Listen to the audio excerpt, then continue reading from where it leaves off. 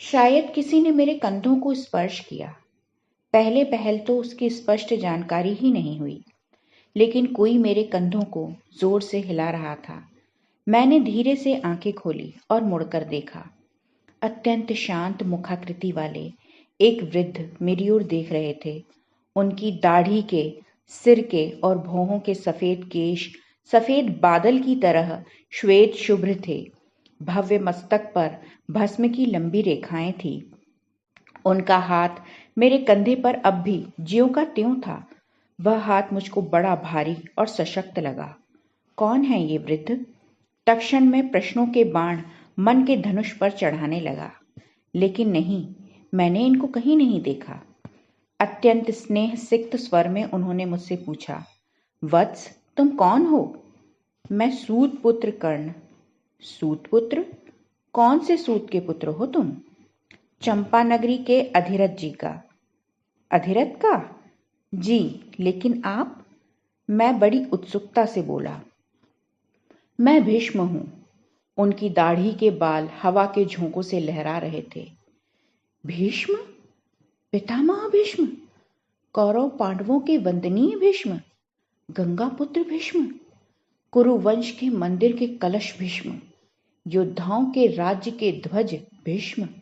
क्षण भर मेरा मन विमोह हो गया। कुरुवंश का साक्षात पराक्रम मेरे सामने गंगा के किनारे खड़ा था। एक विशाल वट वृक्ष के सम्मुख घास के छोटे से तृण की तरह मैं खड़ा था। क्या करूं, यही मेरी समझ में नहीं आ रहा था। तुरंत ही जैसे तैसे अपने को संभाल कर मैंने झुककर उनको अभिवादन किया। उन्होंने तत्क्षण मुझको ऊपर उठाया। अत्यंत मृदु स्वर में वे बोले, तुम अपनी पूजा में लीन थे। मैंने तुमको जगा दिया, इसलिए तुम क्षुब्ध तो नहीं हो गए? नहीं, मैं बोला। सचमुच वत्स? तुमको जगाने की इच्छा मैं रोक नहीं सका। मैं आश्चर्य से उनकी ओर देखने लगा। थोड़ी देर बाद वे बोले, आज 3 दशाब्दियां हो गईं। प्रतिदिन नियमित रूप से मैं इस समय गंगा के घाट पर आता हूं, लेकिन इस हस्तिनापुर का एक भी व्यक्ति कभी मुझसे पहले यहां नहीं आया। मैंने किसी को नहीं देखा। तुम वह पहले व्यक्ति हो जिसको मैं आज देख रहा हूं। मैं? मेरी समझ में नहीं आ रहा था कि आगे क्या कहूं।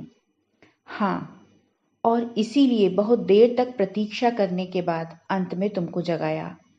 मेरे कानों के कुंडलों की ओर देखते हुए वे बोले, इन कुंडलों के कारण तुम बहुत ही अच्छे लग रहे हो। ये जन्मजात हैं, मैंने कहा। इनका सदैव ध्यान रखना। धीरे धीरे पैर रखते हुए वे घाट की सीढ़ियों पर उतरने लगे। पर्वत की तरह भव्य दिखाई देने वाला उनका वह लंबा शरीर ओझल होने लगा। गले तक पानी में जाकर वे खड़े हो गए। उनके सिर के बाल पानी की लहरों के साथ तैरने लगे। शुभ्र केशों से आच्छादित उनका मस्तक गंगा के जल के ऊपर शुभ्र कमल की तरह सुशोभित हो रहा था।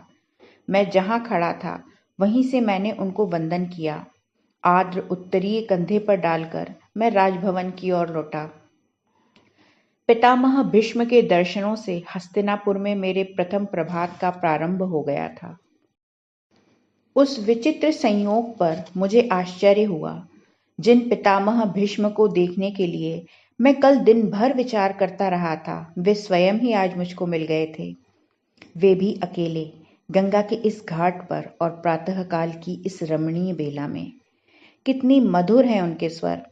मंदिर के गर्भगृह की तरह उनकी मुखाकृति कितनी शांत और पवित्र है। मुझ जैसे एक साधारण सूत पुत्र की कोई बात उनको अच्छी लगती है? कौरवों के ज्येष्ठ महाराज मुझ जैसे सूत पुत्र के कंधे पर हाथ रखकर स्नेह से पूछताछ करते हैं। सचमुच ही वीर पुरुष यदि अभिमान रहित हो तो वह कितना महान लगने लगता है। जिस कुरुकुल में पितामह जैसे वीर और गर्व रहित श्रेष्ठ पुरुष ने जन्म लिया, वह कुल निश्चय ही धन्य है। मैं भी कितना भाग्यशाली हूं जो ऐसे राजभवन में रहने का सौभाग्य मुझको प्राप्त हुआ है। अब तो बार बार इन पुरुष श्रेष्ठ के दर्शन मुझको हुआ ही करेंगे। वे 2 शांत और तेजस्वी आंखें मुझ पर भी कृपा दृष्टि रखेंगी। अपने जीवन में जिन 3 व्यक्तियों पर मेरा प्रेम था, उनमें एक व्यक्ति और बढ़ गया था, पितामह भीष्म।